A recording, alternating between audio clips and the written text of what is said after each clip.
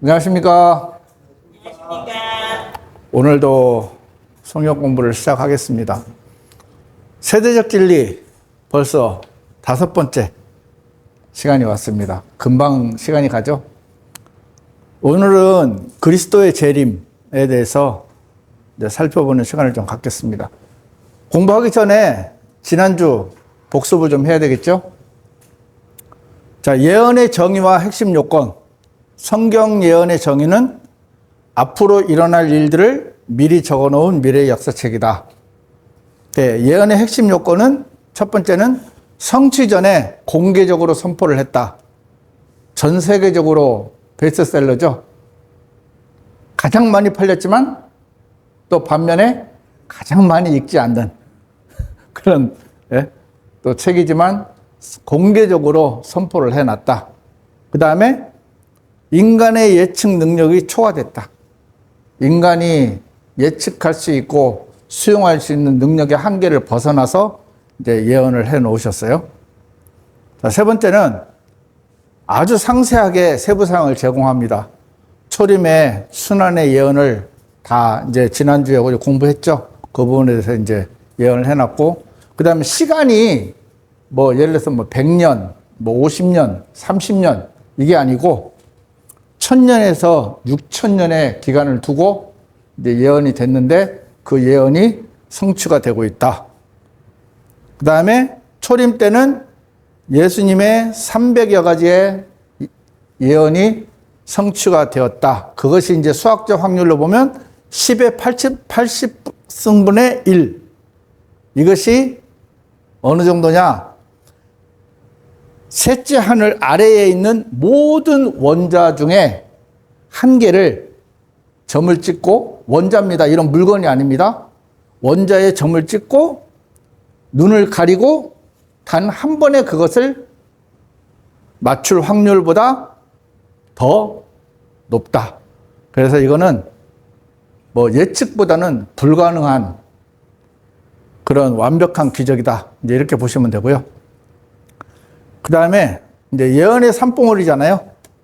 초림과 재림 사이에 이 골짜기가 있는데 이것은 2000년 시대, 이 교회 시대인데 이것은 가려져 있어요. 두 산봉우리를 보면 그것이 이제 거의 관계가 없는 것처럼 보이기 때문에 또 구약의 예언자들은 이것을 초림과 재림을 구별하지 못하고 그냥 예언을 해버렸습니다.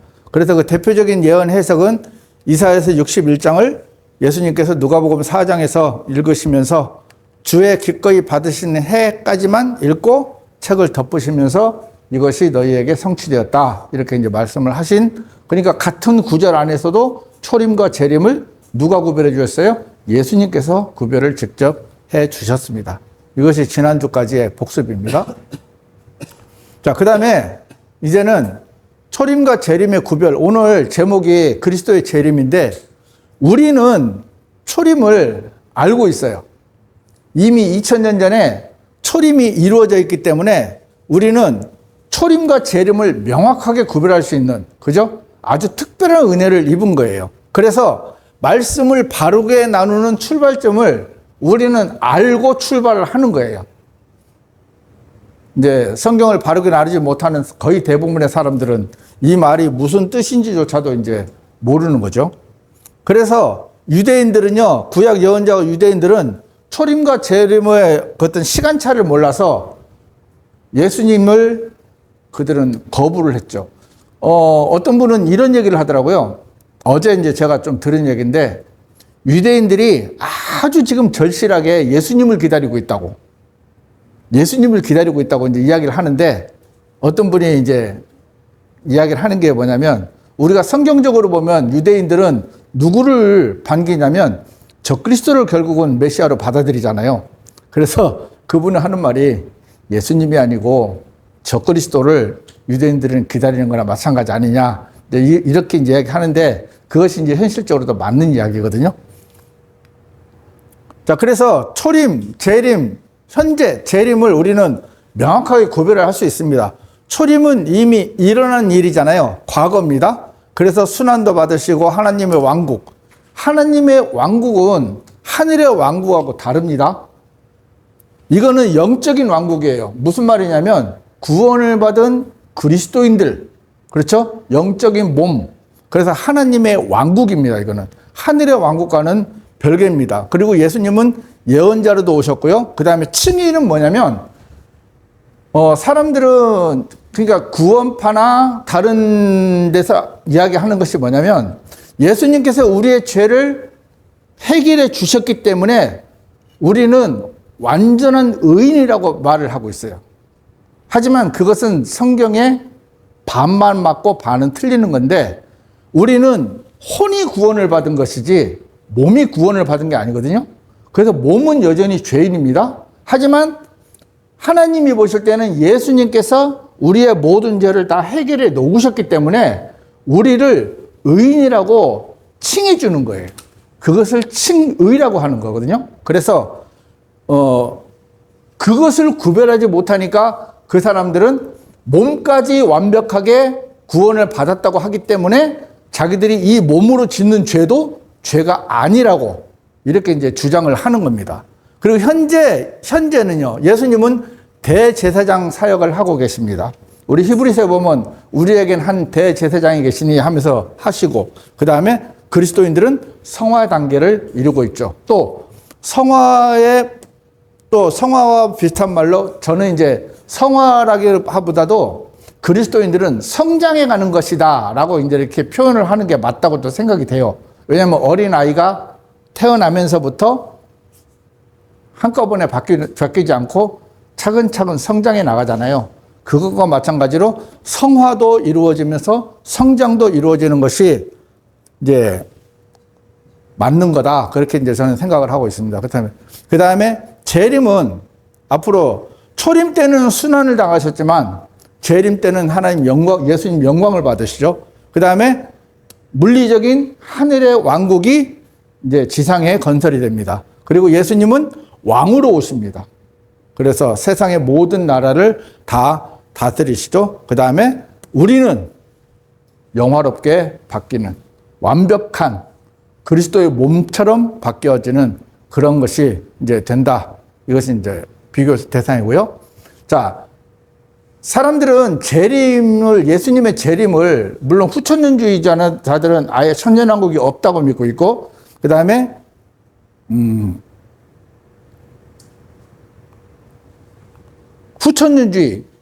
후천년주의는, 우리가 지상 왕국을 이루어 놓으면, 그 다음에 예수님이 재림하신다고 하고, 우리가 믿는 전천년주의는 예수님이 오셔서 그 다음에 지상 왕국, 하늘의 왕국을 이제 건설하신다고 하시는데, 자, 예수님께서도 직접요, 내가 다시 오겠다라고 분명히 말씀을 하셨어요. 자, 마태복음 16장 27절을 보면요, 인자가 자기 아버지의 영광 가운데 자신의 천사들과 함께 올 것이기 때문이라 했어요. 분명히 함께 온다 했어요. 영을 보낸다고 안 했습니다. 인자가 그의 영광 중에 올 때 자신의 영광의 보좌 위에 앉으리라. 영광 중에 올 때. 분명히 예수님은요, 이 외에도요, 수없이 많은 말씀 중에 내가 다시 오겠다라고 말씀을 하셨어요. 그러니까 물리적으로 오시겠다는 거예요. 영적으로 오시겠다는 게 아닙니다. 신천지나 다른 것처럼 예수님의 영을 보내서 그 이만희나 정명성 몸에 예수의 영이 들어갔다고 하는데, 일단은 말도 안 되는 소리죠. 그거는. 요한복음 14장 2절 3절에 보면 내가 가서 너희를 위하여 한 처소를 예비한다면 나는 다시 올 것이요. 다시 올 것이요. 자, 요한복음 21장 22절. 이건 베드로에게 한 거죠. 내가 올 때까지 머물게 할지라도 그것이 너와 무슨 상관이 있냐. 요한에 대해서 이제 베드로가 물을 때 예수님께서 이렇게 말씀을 하셨어요. 내가 다시 올 때까지 머물게 할지라도 그것이 너와 무슨 상관이냐. 그러면서 다시 오신다는 강조를 실제로 본인 스스로, 예수님 스스로 증거를 하신 것이 정말 많다는 겁니다. 그 다음에 이제 천사의 증언도 있어요. 우리가 예수님께서 승천하실 때 사도행전 1장 10절, 11절을 보시면 그때 천사들이 나타나거든요. 그래서 천사들에게 이제 제자들이 바라보고 있으니까 천사들이 이제 제자들에게 이렇게 이야기를 합니다. 너희가 그분께서 하늘 속으로 가심을 본 것과 같은 방식 그대로. 여기 뭐라고 되어 있습니까? 같은 방식이라고 그랬잖아요. 그대로 몸이 올라가신 것만큼 그대로 오시겠다고 말씀을 하신 거예요. 그렇게 오시리라. 그죠? 왜 이 말씀이 중요하냐면, 지금 이단 사이비 같은 경우는 예수님께서 물리적으로 재림을 하신다는 말씀을 안 하시고 자기들한테 이미 재림을 했다고 말씀을 하신 거예요. 그러면은 예수님이 실제로 올라가신 대로 오셔야 되는데 그들은 그냥 영이 왔다고 그냥 싸잡아 버리잖아요. 하지만 성경은, 제가 왜 성경 기록이 중요하냐고 이제 자꾸 강조를 하냐면, 성경 기록에서는 분명히 뭐라냐면 그분께서 하늘 속으로 가심을 본 것과 같은 방식 그대로 그렇게 오시리라 했어요. 그럼 우리는 이 말씀대로 하면 예수님은 올라가셨으면 그대로 다시 그 모습 그대로 내려오신다. 이렇게 이제 보시면 되는 겁니다. 자, 그 다음에 사도 바울의 증언. 빌립보서 3장 20절, 21절을 보면 하늘로부터 오시는 구원자를 고대한다. 그리고 디도서 2장 13절에 보면 위대하신 하나님과 구원자의 영광스러운 나타나심을 기다리고 있다. 고대하고 기다린다 이거예요. 그리고 히브리서 9장 28절에 보면 죄와 상관없이 두 번째 나타나신다. 역시 재림을 말씀하고 계시는 거예요. 사도 야고보의 증언도 마찬가지입니다. 야고보서 5장 7절에 보면 형제들아 주께서 오실 때까지 인내하라. 물론 이게 대환란의 어떤 이제 적용이 되는 거지만 역시 마찬가지로 예수님이 다시 오심을 이제 증언하는 겁니다. 자, 그 다음에 사도 베드로의 증언입니다. 허구가 아닌 그리스도의 권능과 오심의 위엄을 직접 목격. 베드로후서 1장 16절에 보면 베드로는 무엇을 증언하냐면 변형산에서 예수님께서 영광스러운 모습으로 그대로 앞으로 오실 모습 그대로를 나는 봤다. 이렇게 이제 증언을 하시고 또 그대로 오실 것이다 라고 증언을 합니다.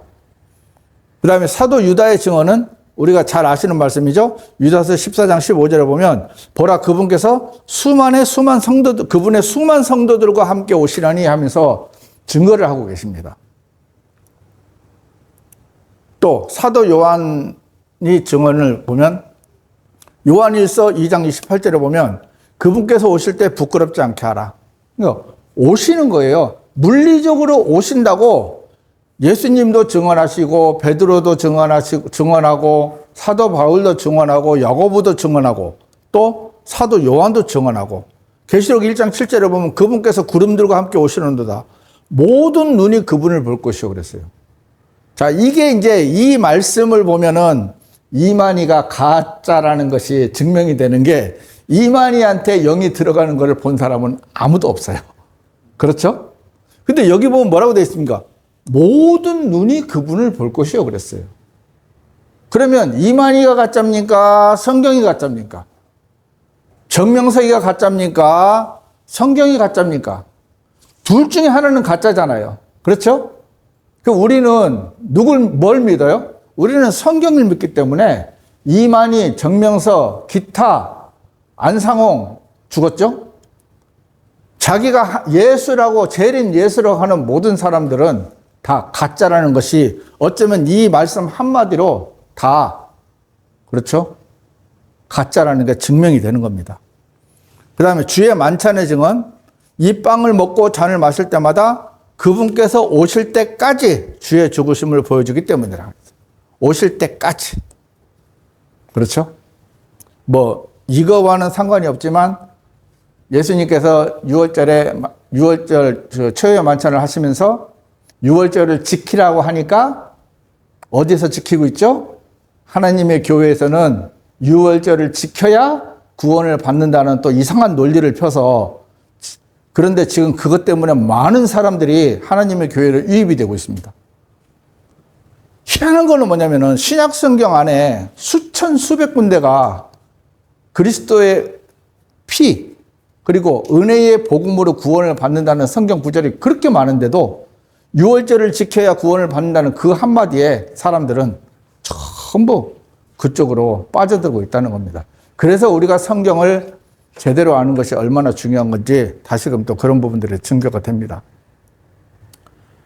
자, 성경 전체의 가장 큰 비중과 핵심은요, 예수님의 재림입니다. 이것은 제가 누누이 강조를 하고 있지만 어떤 데서는 구원이 전부다 이렇게 말을 하고 있지만 실제로 성경에서 예수님의 재림 그리고 주의 날 그것을 하는 비중은요 거의 75% 이상입니다. 구원도 중요합니다. 하지만 실제로 제가 계속 성경 공부할 때 강조하지만 성경에서 제일 강조하는 것은 왕국, 그 다음에 주의 재림, 그렇죠? 그것이 성경의 가장 그렇기 때문에 예수님은 반드시 재림을 하셔야만 된다는 거죠. 자, 구약과 신약의 언급 비율이 재림에 대해서 언급한 것이 재림 언급이요 초림보다 무려 20배나 더 많다 합니다. 엄청나죠? 그리고 신약 성경에는 평균 30개 구절 중 1개꼴로 재림을 언급한다고 되어 있습니다. 그러니까 성경이 엄청나게 이 강조를 하고 있는 것은 주의 날, 우리가 많이 봤잖아요. 주의 날, 그 다음에 재림, 하나님의 하늘의 왕국, 이 부분에 대해서 성경은 아주 많은 부분을 비중을 차지하고 있다는 사실입니다. 자, 그런데 예수님의 이제 재림에 대해서 잘못된 것들이 의외로 많더라고요. 그래서 주장을 이렇게 하는 분들이 있습니다. 재림은 오순절 성령 강림 때 이미 성취됐다.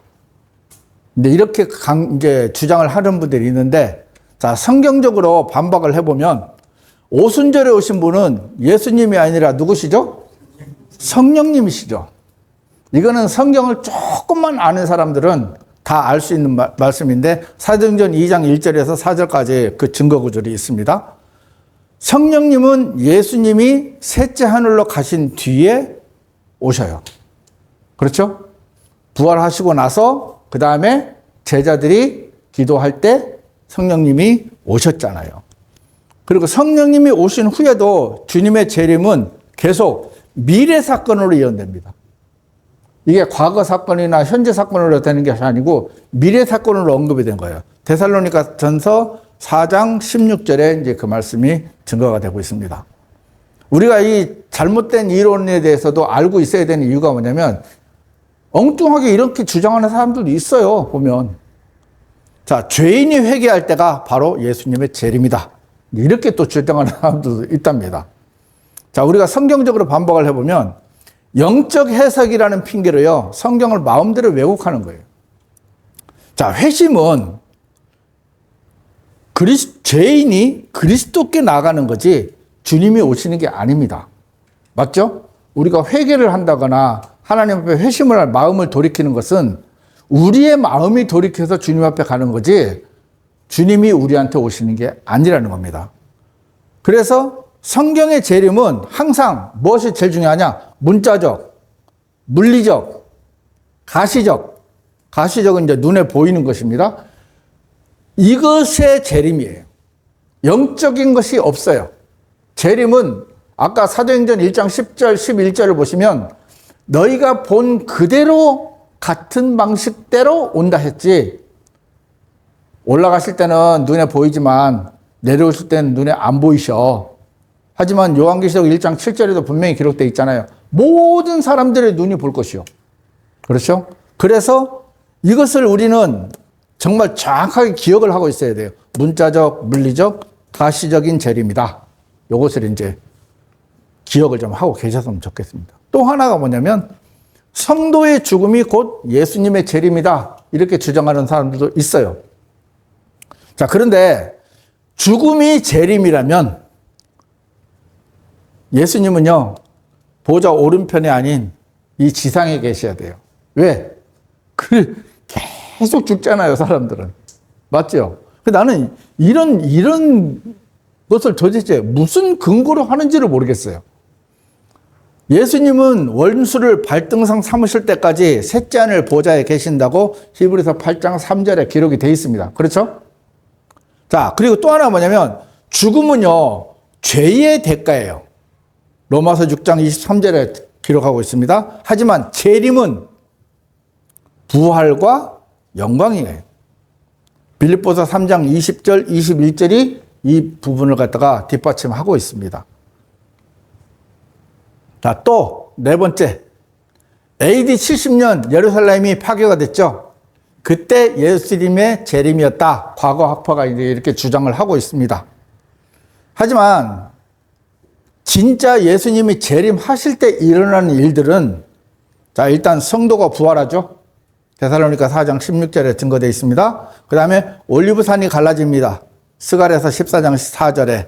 그 다음에 예루살렘이 구원을 받습니다. 그렇죠? 물리적으로 일어나는 일들이에요. 자, 이 일들이 예수님의 재림 때 일어난다고 성경에 명시가 되어 있는데, AD 70년 예루살렘 파괴 당시에는요, 이 사건들이 전혀 일어나질 않았다는 거예요. 자, 그리고 또 그로부터 20년 뒤에 쓰인 요한계시록도 예수님의 재림을 여전히 미래의 일로 말씀하고 계신다는 사실을 우리는 잘 기억을 해야 됩니다. 자, 마지막으로 후천년주의가 주장하는 기독교가 전 세계로 확산되는 것이 재림이다. 이렇게 이제 주장을 하고 있습니다. 하지만 복음 확산은 점진적이에요. 눈에 보여요. 그리고 시간이 걸려요. 하지만 예수님의 재림은 뭐라고 되어 있습니까? 밤에 도둑처럼 순간적으로 오세요.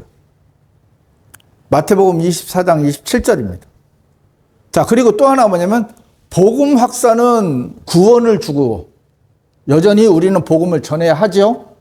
구원을 주지만, 재림은 죄인에게 완전한 멸망을 가져옵니다.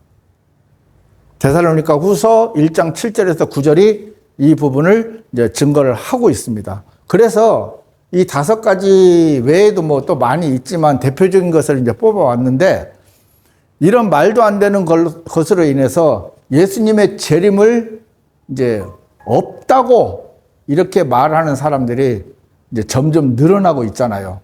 그런 부분들은 우리는 좀 경각심을 가지고 그 부분에 대해서는 좀 미혹되지 않았으면 좋겠습니다. 자, 최종 우리가 결론을 내려보면 이게 가장 중요한 것 같아요. 성경을 있는 그대로 볼 때 모든 영적 해설은 설 자리를 잃는다. 주님은 눈에 보이게 반드시 재림하신다. 아멘 되십니까? 예. 그러니까 우리는 성경에 있는 그대로를 믿는 것이 중요한 거예요. 이게 뭐 후천년주의나 뭐 과거 학파나 뭐 죄인이 회개할 때 뭐 주님이 오신다고 뭐 이런 여러 가지 소리는 사실 성경에 없어요. 무엇이 중요하냐면 성경이 우리에게 무엇을 말씀하시고 또 어떻게 기록되어 있고 어떻게 우리가 읽느냐, 이 부분들이. 그래서 그 성경 해석학에서 소개를 했지만 성경은 기본적으로 문자 그대로 봐야 된다. 이것을 전제 조건으로 놓고 우리가 성경을 본다면 예수님은 우리 눈에 보이게 재림을 하십니까? 안 하십니까? 우리 눈에 보이게 재림을 하십니다. 그래서 이 부분은 우리가 이렇게 오늘은 또 마무리를 짓겠습니다. 혹시 질문하실 거 있습니까? 없습니까? 예, 그럼 마치겠습니다. 감사합니다.